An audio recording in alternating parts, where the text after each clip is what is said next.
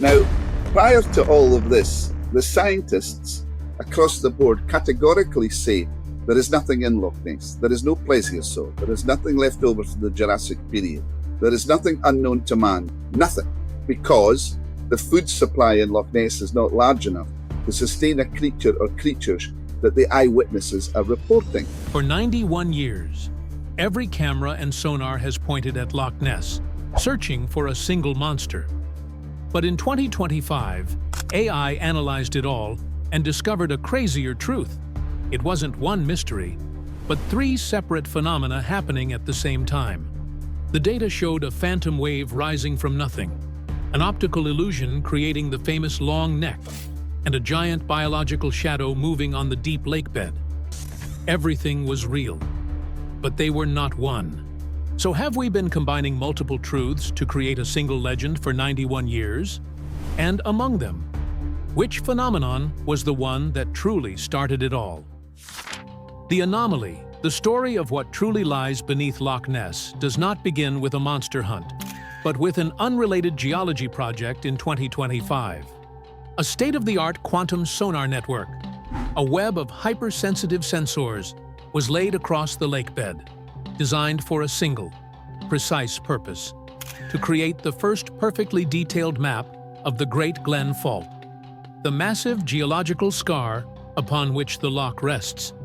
During its initial calibration phase, a process meant to filter out background noise, the system began to detect something it was never programmed to find. For weeks, it recorded a storm of anomalous signals that, when analyzed, presented the scientific team with an impossible paradox. The data was undeniable, yet it described things that could not logically exist in the same space at the same time. On some days, the sensors picked up a deep, powerful pressure wave, a non-biological pulse of energy moving through the water column that resembled a massive submarine passing in complete silence. On other days, the system would track a cloud of thousands of tiny echoes, moving with a single, intelligent purpose, behaving less like a school of fish and more like a coordinated swarm. And then, there were the most baffling signals of all: a single, dense, solid target, moving through the deepest trenches at speeds faster than any known freshwater animal. The data confirmed that there was significant, unexplained activity in the loch, but it simultaneously screamed that it could not possibly be just one consistent thing. For the first time in 91 years, the evidence was not merely inconclusive, it was in direct contradiction with itself. It forced the researchers to confront a terrifyingly simple question that had been overlooked for nearly a century. If these signals are all real, why are they describing completely different phenomena? Could it be that the fundamental mistake was never in the evidence, but in the assumption that we were only looking for one answer? The faces of the myth. To comprehend the confusing data storm of 2025, it is necessary to journey back to the very beginning. Because this modern paradox is not new at all. It is merely a high-definition echo of a contradiction that has existed for over 1,400 years, hidden within the very foundation of the legend itself. The primordial seed of the Loch Ness monster was planted long before cameras or sonar. Recorded in a 7th century biography of the Irish saint, Columba. The text describes an event from the year 565, not in the deep loch, but in the connecting River Ness. According to the account, Columba encountered local people burying a man who had been mauled while swimming. They claimed he was the victim of a water beast, an aqua bestia, that had dragged him under. As the beast returned for another victim, the saint intervened, making the sign of the cross and commanding the creature to go no further. The account states that the beast, as if terrified, immediately fled. The description is brutally simple. It was a ferocious, aggressive predator, a true monster that attacked and killed. There was no mention of a shy, elusive animal, no description of a long neck or gentle humps, only a violent aggressor that inspired pure terror. This was the first face of the mystery, a creature of pure ferocity. For centuries, that violent image slept, confined to old texts and local folklore. Then, in 1933, the modern age arrived at the loch's doorstep. For the first time, a new motor road, the A82, was carved into the rugged shoreline, offering an uninterrupted, panoramic view of the water's surface to anyone who passed. The loch was no longer a remote wilderness, but a public spectacle. And almost immediately, it began to reveal its other faces. In April of that year, Aldi Mackay, the wife of a local hotel owner, was driving with her husband when she witnessed something astonishing. She described an enormous black body, like that of a whale, rolling and plunging in the water, creating a commotion of waves and foam far greater than any boat could produce. Her report was not of a malevolent killer, but of a biological titan, a creature of immense size and power, a living marvel that defied all known categories of freshwater life. This was the second face, the great, whale-like enigma of the deep. Just 3 months later, in July, the mystery revealed a third, and arguably most influential, identity. A London couple, George Spicer and his wife, were driving along that same new road when they saw something that froze them in their tracks. Crossing the road ahead of them was not a whale-like form, but something utterly different. They described a creature with a huge, lumbering body, but no visible limbs, carrying a long, thick, serpentine neck that undulated as it moved. It was, in their words, a sight from another era, a living relic that resembled a dragon or some prehistoric animal. This was not just an aquatic creature, but an amphibious one, a being that could emerge from the water and move on land. This was the third face, the long-necked creature of primordial nightmares. Within the span of a few months, the world had been introduced to 3 entirely different phenomena. One was a vicious river predator. Another was a colossal aquatic mammal. The third was a long-necked amphibious reptile. These were not just varied descriptions of the same animal. They were fundamentally incompatible biological blueprints. Over the next 91 years, the world would try and fail to reconcile these impossible contradictions, forcing them into a single, cohesive image. How did this gallery of phantoms, this collection of completely distinct sightings, become consolidated into the single, globally recognized icon of Nessie? What powerful force was capable of taking 3 separate truths and forging them into one convenient, and ultimately misleading legend? The obsession with a portrait. The chaos of conflicting descriptions, a gallery of incompatible beasts, could not sustain a global legend. A mystery needs a face, a single, identifiable icon for the human mind to latch onto. And in April 1934, the Loch Ness monster was given its definitive portrait. It was an image that would not only define the search for the next century, but would actively poison it. A single piece of evidence so powerful it would overwrite all other possibilities. Published on the front page of London's Daily Mail, it became known as the surgeon's photograph, attributed to a highly respected London gynecologist, Robert Kenneth Wilson. The picture was mesmerizing in its simplicity and elegance. There, in the calm, dark water, was a long, slender neck, gracefully curved like a swan, attached to a small, reptilian head. It was clear, it was mysterious, and it looked undeniably real. The photograph did not just add to the legend, it crystallized it. It took the vague, contradictory stories of whale-like bodies and violent aggressors and obliterated them, replacing them with a single, unassailable image, a living plesiosaur, a survivor from the age of dinosaurs. The psychological impact of this single photograph cannot be overstated. For a world hungry for mystery in an age of growing scientific certainty, it was the perfect evidence. It was not a frantic, terrified testimony from a local, but a calm, clear photograph from a man of science, a detail that lent it an almost unshakable aura of credibility. This image became the powerful mental template, the filter through which all future, ambiguous evidence would be interpreted. When the aeronautical engineer Tim Dinsdale captured his famous film footage in 1960, showing a dark, humped shape moving across the loch, the world saw the body of the surgeon's creature. When sonar operators detected large, moving targets deep below the surface, they were tracking the plesiosaur eyewitness sketches, which had previously been wildly diverse, began to converge, increasingly featuring the long neck and small head. As the public's collective memory was reshaped by the photograph's persuasive power, the image had created a self-fulfilling prophecy, a feedback loop where people began to see what they were told was there. The search was no longer for an unknown phenomenon. It was a hunt for the specific creature in that picture.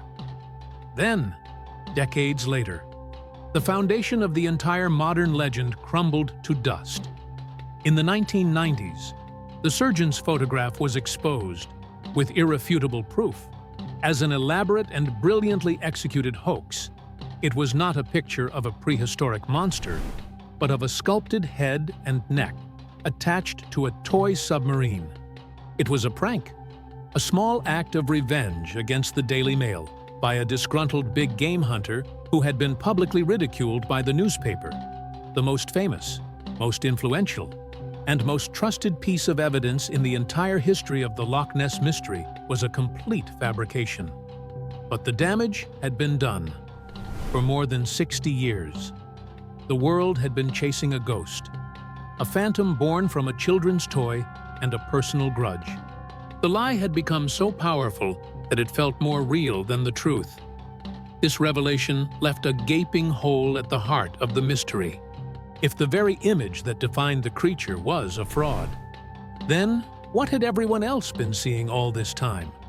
What real phenomena, what genuine anomalies had been ignored, dismissed, or misinterpreted, all because they did not fit inside the frame of a faked photograph? The death of a theory, with the central pillar of the legend now exposed as a fraud. Modern science moved in to deliver the final, decisive blow, armed with technologies designed to strip away myth and reveal cold, hard reality. The goal was no longer just to observe. It was to conclusively prove or disprove, to end the debate for good. The first major attempt at a definitive answer was Operation Deep Scan in 1987, a massive and ambitious undertaking. A flotilla of 24 boats, each equipped with powerful echo-sounding equipment, formed a line and swept the entire length of the loch, creating what was described as an immense curtain of sound, a sonar wall intended to detect anything larger than a salmon. The operation was a technological spectacle, and it did not come back empty-handed. The teams registered 3 distinct, powerful sonar contacts that were far larger than any known fish in the loch. For a tantalizing moment, it seemed like proof was within reach, but the objects were elusive.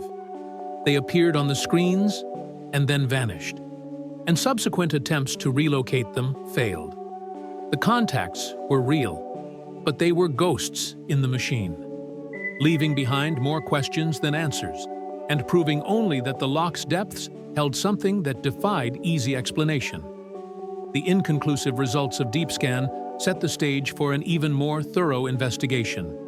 In 2003, the British Broadcasting Corporation, the BBC, launched what was intended to be the final word on the matter. Using 600 separate sonar beams and advanced satellite navigation to ensure that not a single inch of the loch was missed, they mapped the underwater world in unprecedented detail. They scanned the trenches, the slopes, and the vast, dark plains of the lakebed. After this exhaustive search, the conclusion was stark and unambiguous. They found absolutely nothing. There was no evidence of any large, unknown animal living in Loch Ness. The findings were broadcast globally, and for many, the case was officially closed.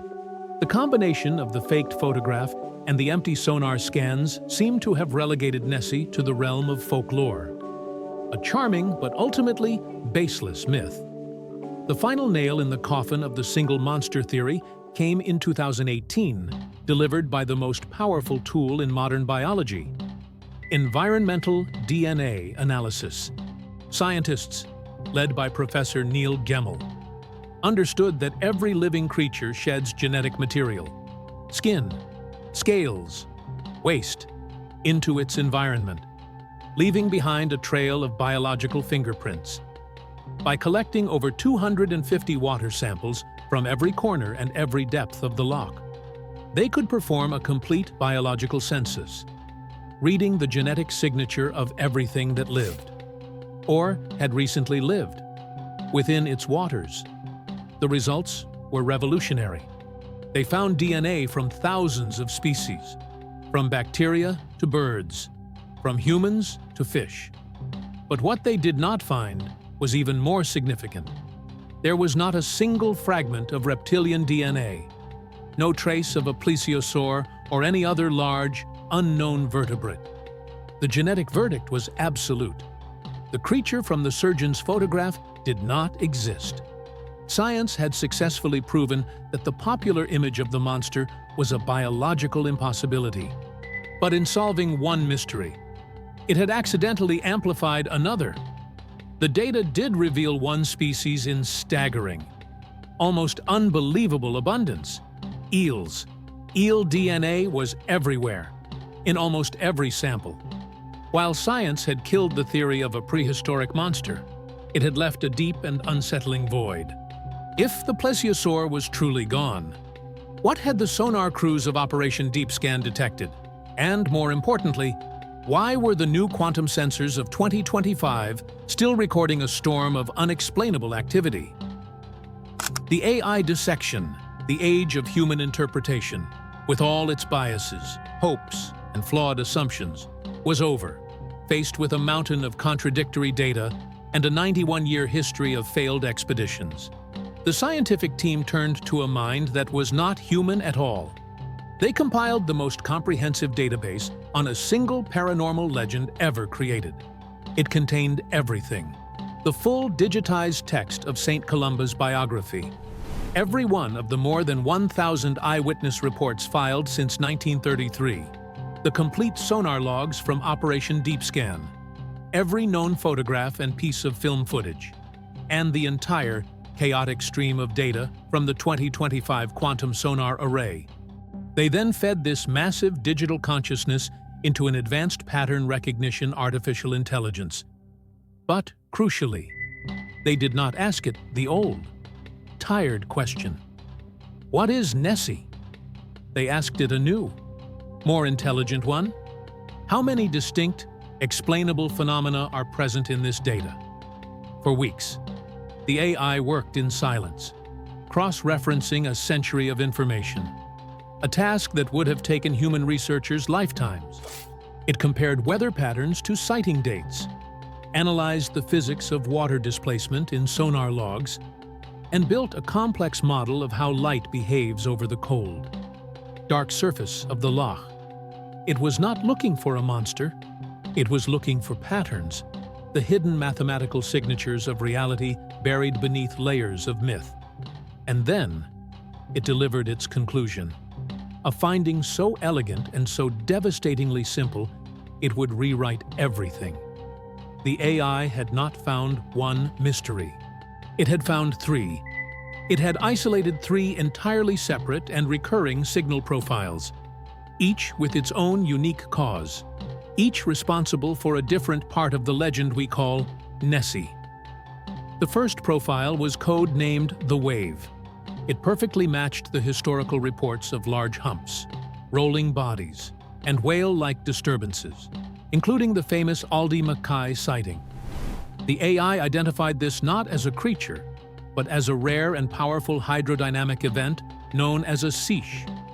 This is a standing wave that affects an entire body of water, where the surface essentially sloshes back and forth in a slow, rhythmic motion, often triggered by specific wind and atmospheric pressure conditions.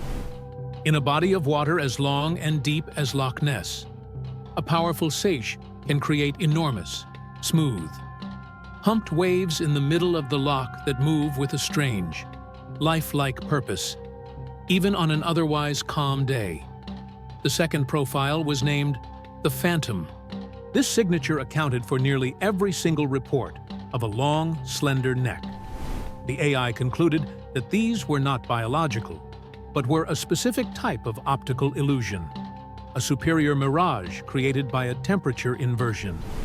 On very still days, a layer of cold air can become trapped directly above the even colder surface of the water, with a layer of warmer air above it.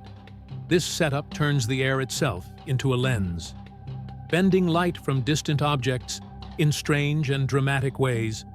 The AI demonstrated how the image of a cormorant, a common diving bird, or even a piece of floating debris, could be stretched and distorted by this atmospheric lens, creating the perfect, fleeting image of the long neck from the surgeon's photograph. The third and final profile was the most profound, code-named the Hunter. It aligned with the deep sonar contacts from Operation Deep Scan and the fast-moving biological targets from the 2025 data.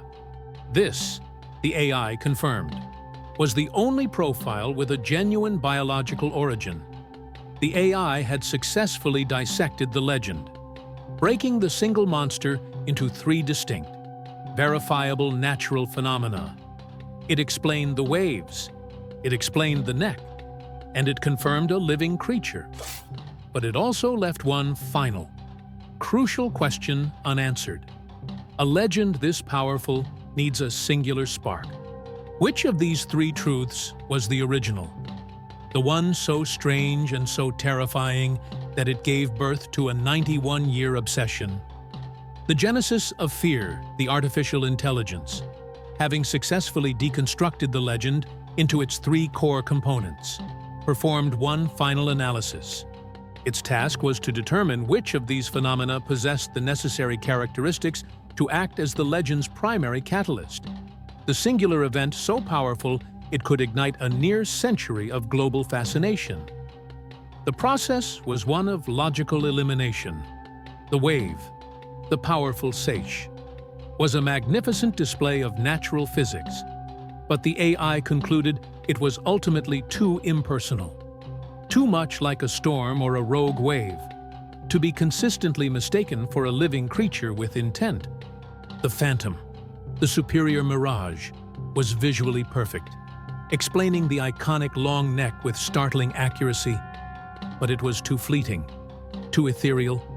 It was a ghost of light and air, a perfect illusion to confirm a belief that already existed, but it lacked the substance to create that belief from nothing. That left only one candidate. The AI concluded with overwhelming certainty that the original, primordial source of the Loch Ness monster myth was, and always had been, the Hunter. Its analysis of the biological profile, cross-referenced with the oldest and most visceral eyewitness accounts, painted a startling picture. The creature was a species of European eel, but one that had followed a unique evolutionary path, trapped in the deep, cold, and isolated environment of the loch since the end of the last ice age. A small population had adapted to the crushing pressure and eternal darkness of the deepest trenches. In this stable, predator-free environment, they had achieved lifespans and sizes previously thought impossible, a phenomenon known as abyssal gigantism. These were not just large eels. They were ancient, colossal, serpentine predators, the true apex predators of the abyss. The AI's model explained their elusive nature perfectly. As deep water creatures, they had no biological reason to ever visit the surface. a world of dangerously low pressure and bright light. However, the AI discovered one specific trigger that would force them upward: significant drops in atmospheric pressure, the kind that precede major storms. Acutely sensitive to these changes, the eels would be driven to ascend from the depths, their brief, frantic appearances on the surface becoming inextricably linked with dark, stormy weather and a sense of impending dread.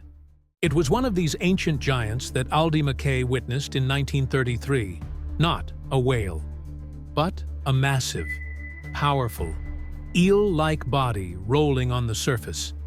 It was one of these that St. Columba confronted, a true water beast, a giant predator from the deep, driven into the shallows of the river. The mystery was finally solved. The Loch Ness monster was not one thing, but three. It was a perfect storm of reality. The terrifying, primal, and incredibly rare appearance of a giant. Bottom-dwelling eel created the initial spark of fear, the biological core of the legend. This core belief then acted like a gravitational center, pulling in other, more common, but equally strange phenomena. The powerful, humped waves of the Seiche and the ghostly, long-necked mirages were then interpreted not as natural events, but as further sightings of the same creature. The human brain, in its relentless quest for a single, coherent story, had taken three separate truths and woven them into one magnificent legend.